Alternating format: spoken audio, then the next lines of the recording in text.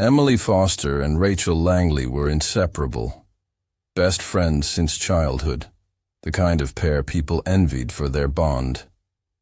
But beneath the smiling photos and shared memories, one of them was hiding a deadly obsession.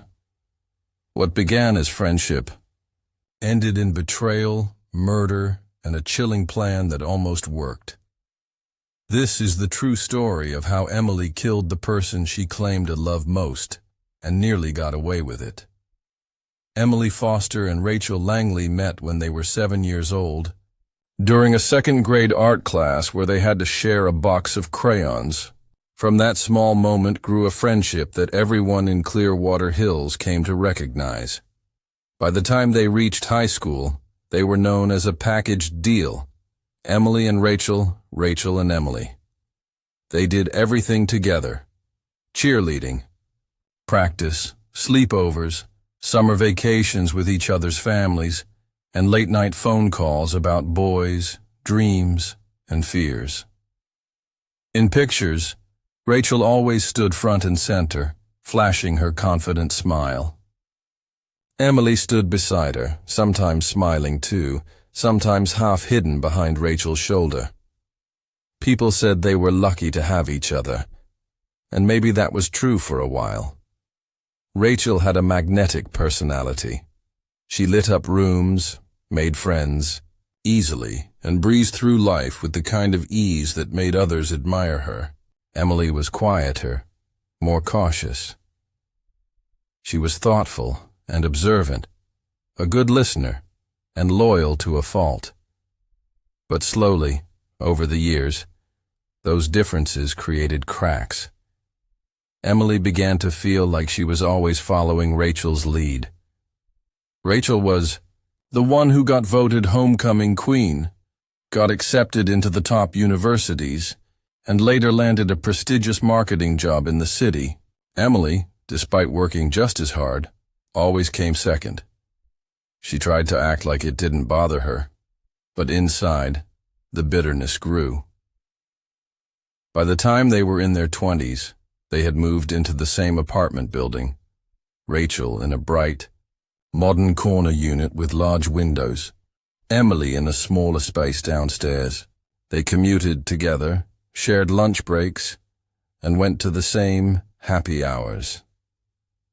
Rachel often introduced Emily as her ride or die, the one person who had always been there. But Emily wasn't sure she believed that anymore. As Rachel's career soared, she was getting noticed more at work. Promotions, praise from clients, invitations to exclusive networking events. Rachel seemed to collect them effortlessly. Emily, despite her dedication, was constantly overlooked. She wondered if Rachel even noticed how invisible she felt. The resentment crept in slowly.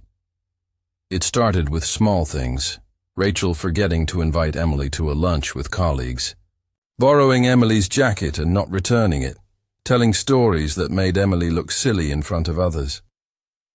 To anyone else, they were harmless moments. But to Emily, they added up.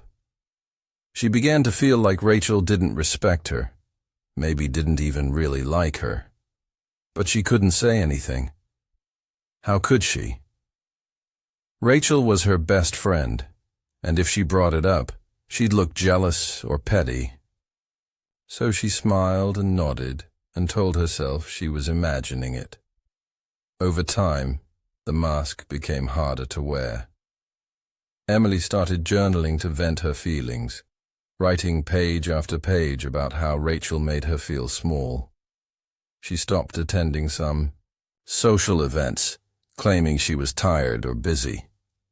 Rachel didn't seem to notice, or if she did, she brushed it off. That stung even more. The final straw came during a company retreat in the spring. Rachel was praised publicly by the CEO for a campaign Emily had helped design. Emily stood at the edge of the room, watching Rachel take credit without blinking. Not a single word of acknowledgement, not a mention of Emily's late nights or countless edits. After that weekend, something shifted permanently in Emily. She stopped journaling. She stopped hoping things would change. On the surface, nothing was different. Rachel continued living her cheerful, busy life, making plans and chasing dreams. Emily went along with it, still showing up for brunch, still laughing at Rachel's stories, still smiling in selfies.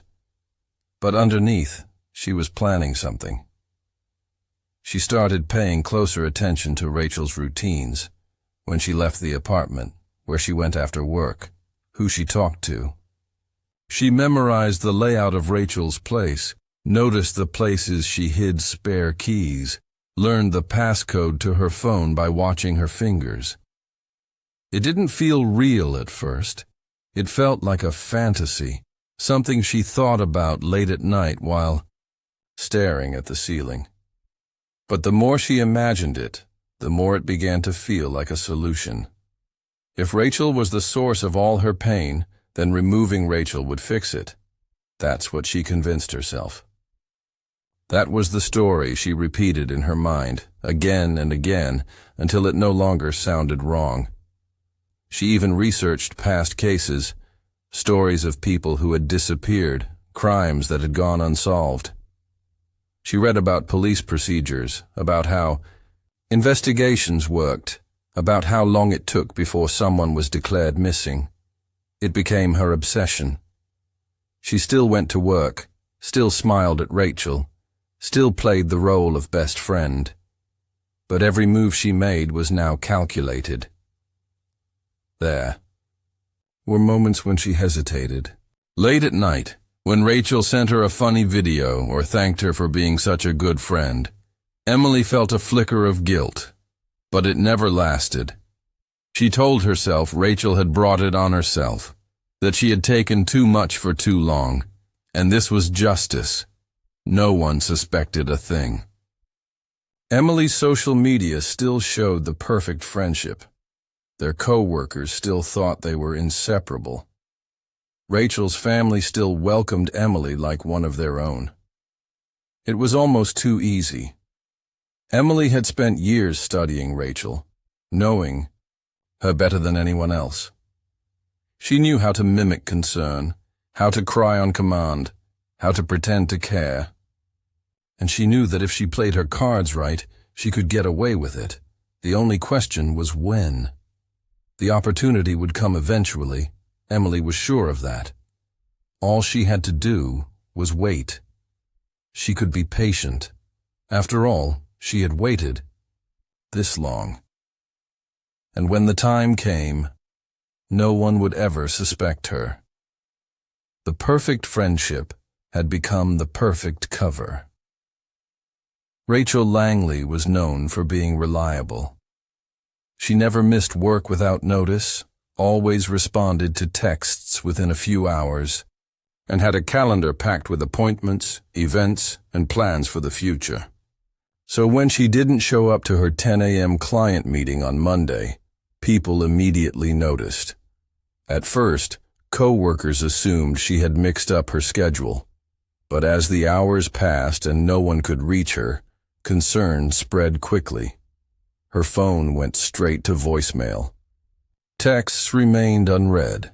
Calls to her apartment went unanswered. By the afternoon, her parents were contacted. They said Rachel hadn't been home since the night of a birthday party she'd attended on Saturday. She hadn't called them since then either, which was unusual. Rachel always checked in at least once every couple of days. That was when her family reported her missing. The police launched an official search that evening. They spoke to everyone who had seen her last. According to witnesses, Rachel had left the birthday party alone just before midnight. It was a casual gathering at a friend's apartment only a few miles from her home. She had told someone she was tired and wanted to get some rest before a busy week. No one noticed anything strange about her behavior. Emily Foster was among the first to be interviewed. She had also been at the party and said she had left about 10 minutes before Rachel. She described Rachel as completely normal, that Night, chatty, happy, maybe a little tired but in good spirits. Emily told police she had gone straight home and had even texted Rachel to let her know she got back safely. Investigators later confirmed that message was sent, but it was never read. 2 days after the report was filed, Rachel's silver sedan was discovered parked at the edge of Clearwater Forest, a dense rural area roughly 40 minutes outside town. A hiker noticed the vehicle, keys still in the ignition and doors unlocked, and called it in. When police arrived, they were immediately suspicious. Rachel had no known reason to be out there. Her friend said she disliked hiking and rarely spent time outdoors. Inside the car, there were no signs of a struggle, no blood, no broken glass, no misplaced belongings. But there was one troubling detail. Rachel's purse and phone were both missing. A full search of the area began that afternoon. Officers, dogs, and volunteers combed through the woods. Drones were deployed, and missing person flyers went up around town. The media caught wind of the case, and soon Rachel's face was plastered on local news stations and social media feeds. Her parents pleaded for information, standing on their front porch with trembling hands and tearful eyes. Emily became one of the loudest voices in the search effort. She helped organize search parties, coordinated with the local volunteer center, and even spoke to reporters. In every interview, she described Rachel as a beautiful soul and said she couldn't sleep or eat, knowing her best friend was missing. She led a candlelight vigil in front of their office building, where dozens of co-workers gathered holding signs and candles. Videos showed her wiping tears from her eyes, speaking with emotion about how much she missed Rachel. But as police continued their investigation, inconsistencies began to surface. Emily's behavior, while outwardly concerned, also raised subtle red flags. She inserted herself into every conversation, offered detailed information without being asked, and frequently asked investigators about the progress of the case, even requesting updates not typically shared with civilians. Detectives noted that she seemed anxious, not just from grief, but as if she were trying too hard to control the narrative. More troubling were the contradictions in her story. Emily claimed she had gone straight home after the party. However, when investigators reviewed security footage from a gas station near the party location, they saw a vehicle matching Emily's car heading toward Clearwater Forest just after midnight. Cell tower data placed her phone near the same area about 30 minutes after Rachel's phone had last pinged. When confronted, Emily insisted she had gone for a drive to clear her head and hadn't remembered the detour until then. It was a weak explanation, and investigators didn't buy it. They began to look more closely at Emily's background. Her social media, once filled with pictures of her and Rachel smiling at brunches and events, suddenly looked staged. Investigators noticed a pattern. Rachel always appeared confident and relaxed in the photos, while Emily's smiles looked forced, her eyes tight, her body language stiff. They also found old posts where Rachel praised Emily for being her rock, but never mentioned any of Emily's accomplishments. It became clear there was an imbalance in the friendship, something that had gone unnoticed by most people. Detectives interviewed others who had known the pair. Several co-workers admitted they always thought Emily seemed overly attached to Rachel. One described her as clingy. Another recalled that Emily would often become distant or upset if Rachel spent time with other friends. A former roommate of Emily's even mentioned how obsessed she had become with tracking Rachel's social life, often knowing where Rachel was even before she posted about it online. The more police dug, the more suspicious Emily became. They still had no physical evidence linking her to Rachel's disappearance, but they felt certain that she knew more than she was saying. The location of the car, the missing phone and purse, the strange late-night drive, all of it pointed to something darker. Then came the discovery that shifted the investigation. While searching Rachel's apartment again, her parents found a notebook hidden in the back of her closet. It wasn't a diary in the traditional sense, but more of a collection of thoughts and notes, things that had bothered her, things she hadn't said out loud. In several entries, Rachel described feeling watched. She wrote about Emily in vague, nervous terms, mentioning that her friend had started acting differently in recent months. One passage simply read, "I don't know what's wrong, but I feel like I'm being followed. I haven't told anyone, but I think something is off with Emily." With that, investigators finally had something tangible, a motive hidden in plain sight. It wasn't just a case of a missing woman anymore. It was the beginning of a much darker story, one rooted not in random violence, but betrayal. Rachel had sensed something. She had felt the shift. And she had written it down, perhaps without realizing just how right she was. The police doubled their efforts, now fully convinced that Emily was hiding the truth. They just needed to find the final pieces. And they were closer than they knew. Day, Rachel Langley's parents handed over her hidden journal to investigators marked a turning point in the case. Until then, everything had been circumstantial. An odd location for her abandoned car, inconsistencies in Emily Foster's statements, and a creeping sense that something wasn't right. But the journal offered a window into Rachel's mind, in the days and weeks before she vanished, and what it revealed deepened the mystery. Tucked behind a row of books in the back of her bedroom closet. The journal wasn't meant for anyone's eyes but Rachel's. It was small, with a soft leather cover and a broken elastic band. Most of the entries were dated sporadically, written at night in shaky, sometimes hurried handwriting. It didn't follow a regular pattern, but each page painted a clear picture of someone who had started to feel uneasy, paranoid even, but with a reason.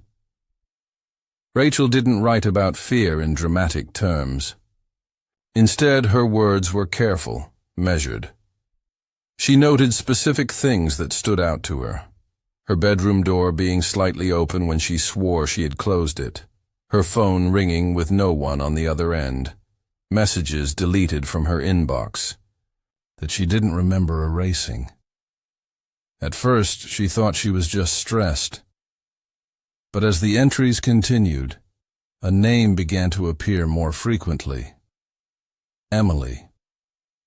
In one entry, Rachel mentioned feeling like she was being watched. She wrote that Emily had begun showing up unexpectedly, at the grocery store, the gym, even at a coffee shop Rachel hadn't mentioned going to. Another entry described how Rachel had confided in a mutual friend about needing space, only for Emily to call her later that night in tears, saying she felt abandoned. Rachel suspected her phone might have been cloned or accessed without her knowledge. What disturbed detectives the most were the entries from the final week before Rachel disappeared. In those pages, she wrote about catching Emily inside her apartment using the spare key she kept under a potted plant on the balcony.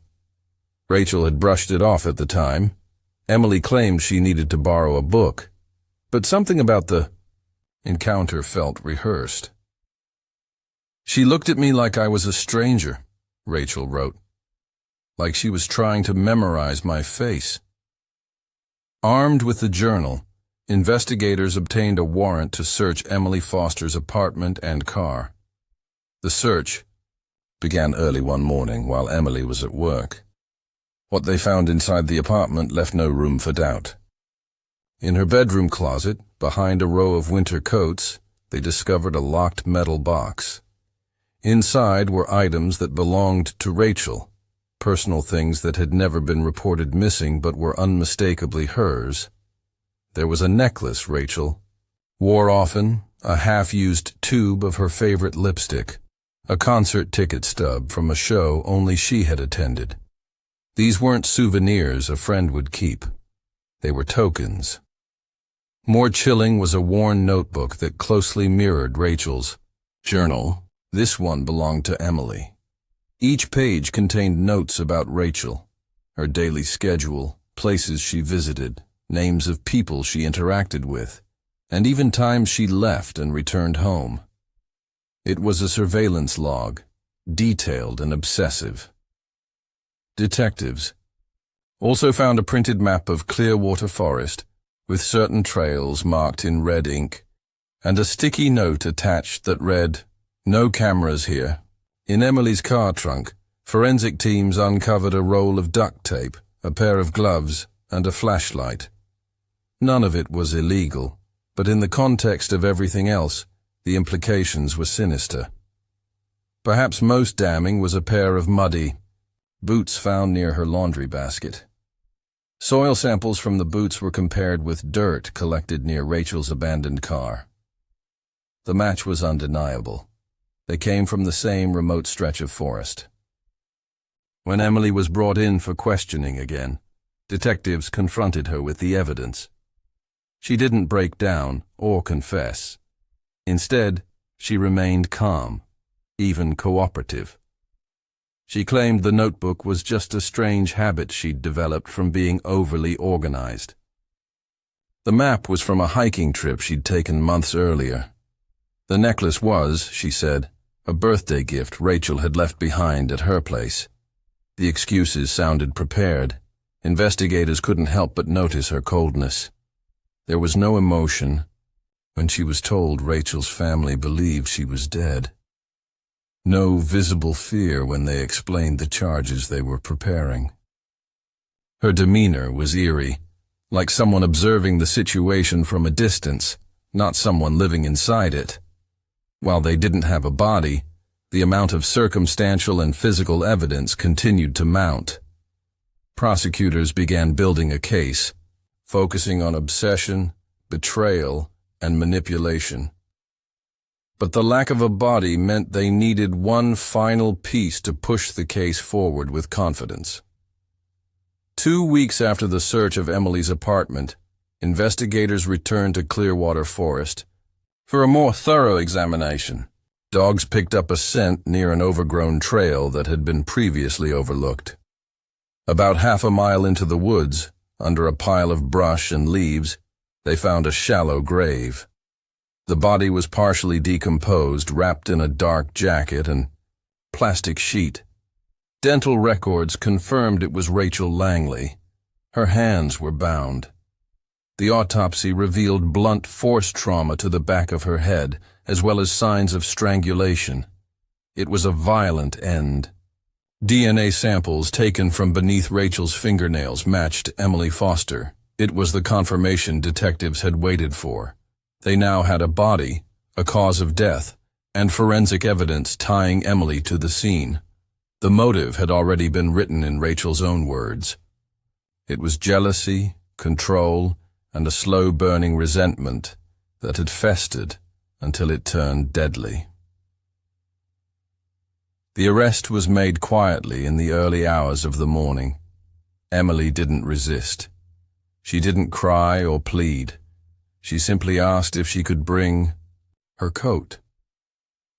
When the news broke, the town of Clearwater Hills was stunned. The face of the loyal best friend who had stood beside Rachel's grieving parents, lit candles at vigils, and led search parties, was now behind bars, accused of the very crime she had pretended to help solve. People searched for answers, for missed signs, for reasons. How could someone so close be capable of such betrayal? But the truth was simple and horrifying. The person who knew Rachel best had used that knowledge to end her life and almost got away with it. The trial of Emily Foster began nearly a year after Rachel Langley's body was discovered. By that time, the media had transformed the story into a nationwide sensation. News outlets called it the best friend betrayal, and every development, every court filing, every leaked photo, every statement from a friend or family member was dissected by audiences hungry for answers. The idea that someone could kill their best friend, then help lead the search to find her, captured public imagination in a way few crimes ever had. It wasn't just a murder. It was a performance of loyalty, masking a carefully planned act of cruelty. Inside the courtroom, Emily appeared calm. She wore a plain blouse and black slacks, hair pulled back neatly with little makeup. Observers remarked that she looked like a school teacher or an office worker, not someone capable of premeditated murder. But the prosecution had a different portrait to paint. They described her as someone who wore two faces, one public, sweet and helpful, the other private, cold, calculating and obsessed. From the first day of opening arguments, the prosecution laid out their theory in stark, simple terms. Emily Foster had grown envious of Rachel Langley's success and popularity. She felt overshadowed, ignored, and belittled, not by anything overtly malicious Rachel had done, but by a lifetime of subtle comparison and quiet competition. That jealousy didn't fade with adulthood. It festered, and eventually, Emily convinced herself that the only way to escape Rachel's shadow was to remove her completely. The prosecution's timeline was chillingly detailed. They presented evidence of Emily's stalking behavior, her surveillance notebook, the location maps, and online searches about how long it took for a body to decompose. They showed jury members Rachel's journal entries, highlighting her growing discomfort with Emily's presence. They displayed the photos of Rachel's abandoned car, the shallow grave, the duct tape, the muddy boots, and the forensic evidence that placed Emily at the burial site. They revealed that Emily had even wiped her phone's location history shortly after Rachel went missing. The most damning testimony came from a digital forensic analyst who recovered deleted files from Emily's laptop. Among them were drafts of letters Emily had written to Rachel's parents, expressing fake condolences, and even one disturbing unsent document titled, "What Really Happened," written as though Emily had been a victim of a crime herself. These documents showed that Emily had not only planned Rachel's murder, but had also rehearsed the aftermath, every tear, every vigil, every sympathetic statement. The defense, however, worked hard to discredit the narrative. They argued that, while Emily had displayed troubling behavior, it didn't prove murder. They claimed that the forensic evidence was circumstantial. The boots could have picked up forest soil from a previous hike. The items in the metal box, they said, were keepsakes. Strange, maybe, but not proof of guilt. They pointed out that Emily had no history of violence, no prior arrests, and no record of mental illness. The defense also tried to undermine the credibility of Rachel's journal, arguing that private thoughts were not facts, and that people often exaggerated or misinterpreted others' actions, especially under stress. But as witness after witness testified to the deep, complicated nature of Rachel and Emily's friendship, the jury began to see the bigger picture. Co-workers recalled how Emily's mood often depended on Rachel's approval. A former boyfriend of Rachel's said he once felt Emily was trying to live Rachel's life in a way that was unsettling. A childhood friend testified that even as teenagers, Emily had shown signs of possessiveness and insecurity whenever Rachel made new friends or gained attention. Rachel's parents sat through every day of the trial. Her mother clutched a small photo of Rachel, while her father stared forward, expressionless. They listened in silence as the gruesome details were retold, As photos of their daughter's final resting place were displayed on a projector screen, as lawyers debated whether the girl they had raised with love had been killed by someone she trusted most. Throughout it all, Emily never cried. She showed little reaction to the testimony, even when her own journal was read aloud. She didn't flinch when Rachel's last known messages were presented, including a chilling voice memo Rachel had recorded a week before she disappeared. In the brief audio clip, Rachel spoke about feeling anxious, about locking her doors at night, and about being afraid of someone close to her, though she never said who. Her voice trembled with uncertainty. The recording was only 30 seconds long, but it left the courtroom in complete silence. The trial lasted 4 weeks. By the end, there was little doubt in most observers' minds about what had happened. The jury deliberated for just under 2 days before returning with a verdict. Guilty on all counts, including first-degree murder, obstruction of justice, and tampering with evidence. When the verdict was read, Rachel's mother broke down, sobbing. Emily simply looked ahead, her face unchanged, as though she had already expected the outcome. The judge sentenced her to life in prison without the possibility of parole. In his statement, he described the crime as one of extraordinary deception and unforgivable betrayal. He said the evidence revealed not just a murder, but a complete manipulation of trust, an act so cold it required calculation over many months, if not years. After the sentencing, Rachel's family released a statement thanking the community, the police, and the jury.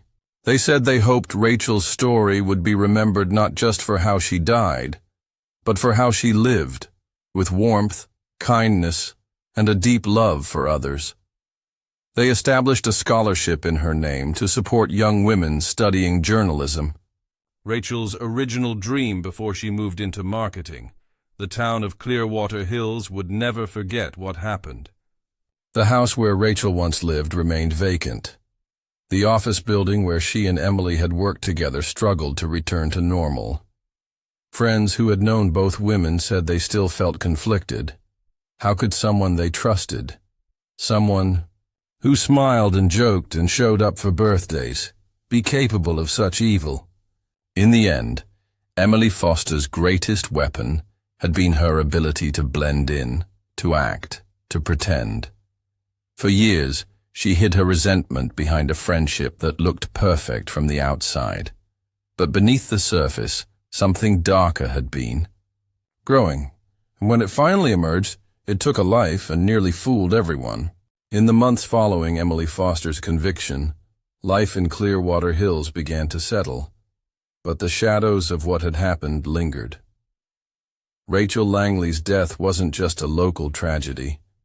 It had become a symbol of hidden danger, of how trust can be manipulated, and how evil can wear a familiar face.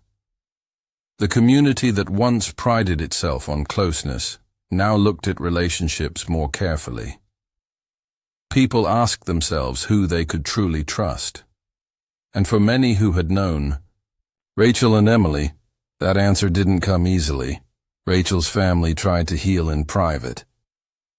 They avoided interviews and declined appearances on national news programs, preferring to focus their energy on the scholarship they had created in Rachel's name. Dozens of applications poured in from across the state. Each young woman who applied shared her dreams, her goals, and often how Rachel's story had impacted her. To her parents, that was where their daughter's legacy lived now, in the lives of people she would never meet but still influence. It didn't make the pain go away, but it gave it a place to rest. Meanwhile, Emily adjusted to her new life, in prison. She was housed in a maximum security facility several hours away from Clearwater Hills. In her first few weeks, she remained isolated, placed under close watch. Prison staff reported that she rarely spoke unless spoken to, and she spent most of her time reading or writing. Though she was not formally diagnosed with any psychiatric disorder, the prison psychologist noted her extreme emotional detachment. She seemed unaffected by the weight of her sentence, almost indifferent to the crime she had been convicted of. Curious minds didn't stop digging. Amateur sleuths, journalists, and online communities continued to speculate about what had really gone on inside Emily's mind. Some believed she had always planned to harm Rachel, slowly laying the groundwork for years before the murder. Others argued that it wasn't premeditated at all, that something had triggered her, a breaking point that snapped whatever restraint she had left. Either way, the story became the subject of countless podcasts, YouTube documentaries, and true crime blogs. The public couldn't get enough of the case that blurred the lines between loyalty and obsession. One documentary, titled In Her Shadow, gained particular attention. It pieced together video footage, interviews, and court transcripts to offer a timeline of events leading up to Rachel's death. One scene showed clips of Emily speaking at the vigil, only days after Rachel went missing. The contrast between her apparent grief and the facts that would later emerge left viewers chilled. It was like watching a ghost pretend to be human. More chilling still was an interview the producers uncovered from a college classmate of both women. She shared a story that hadn't come up during the trial. How Emily once created a fake online account pretending to be a guy who flirted with Rachel. When Rachel found out, she thought it was a joke. But the classmate believed it was more than that. She believed it was Emily testing boundaries, trying to control Rachel's emotions even years before the crime occurred. That story never made it into official police reports, but for many, it fit the pattern too well to ignore. Rachel's friends struggled in different ways. Some felt guilt for not seeing the signs. Others cut ties with mutual acquaintances, not knowing who to believe or trust anymore. Emily had been a part of their social circle for years. They had laughed with her, leaned on her, invited her into their homes. How could they have been so wrong? One friend admitted in an online post that after the trial, she went back through old group chats and noticed things she had ignored before. Times when Emily redirected conversations, minimized Rachel's success, or inserted herself into situations that didn't involve her. Even Rachel's workplace underwent changes. The company quietly offered therapy services to employees and held internal discussions about mental health, boundaries, and workplace friendships. A framed photo of Rachel was placed in the lobby with a small plaque that read, "In memory of I, a life lived with integrity." People passed it every day, a subtle reminder of what was lost. But not all stories fade quietly. One unexpected development came several months after Emily's conviction. A state investigator, reviewing unsolved missing persons cases from the last 10 years, noticed an old file that caught her attention. It was a case from a neighboring town, another young woman around Rachel's age, who had vanished under mysterious circumstances. The case had gone cold. But the woman, it turned out, had once worked a summer job at the same marketing firm where Emily interned during college. There was no direct evidence linking Emily to that disappearance. But the similarities were striking. Both women were described as bright, outgoing, and well-liked. Both had reportedly known Emily in some capacity, and in both cases, their phones and personal belongings had gone missing along with them. Investigators reopened the file, and though they made no public statements, rumors quickly spread. When confronted about the older case, Emily offered no reaction. Not denial, not confirmation, just silence. Without solid evidence, charges couldn't be brought. But the possibility that Rachel's death wasn't the first act of violence added a disturbing new layer to the story. Had Emily's obsession with control and dominance started even earlier than anyone suspected? Despite the unanswered questions, one truth remained clear. Emily Foster had taken something irreplaceable from the world when she killed Rachel Langley. A young woman with dreams, talent, and kindness had been silenced by someone who claimed to love her. And perhaps the most terrifying part was how convincingly Emily had worn the mask of friendship. She had cried with Rachel's family, helped print flyers, organized search parties, all while knowing exactly where Rachel was and what she had done. In the end, justice had been served in the courtroom, but true closure remained elusive. For those left behind, the story would never truly end. There would always be questions, memories, and moments when someone would glance at a photo, a text thread, or a quiet place in town and feel the weight of what happened. The story of Rachel Langley and Emily Foster wasn't just about a murder. It was about the quiet ways in which danger can grow, how obsession can wear the costume of friendship, and how sometimes the person standing beside you might be the one who means you harm.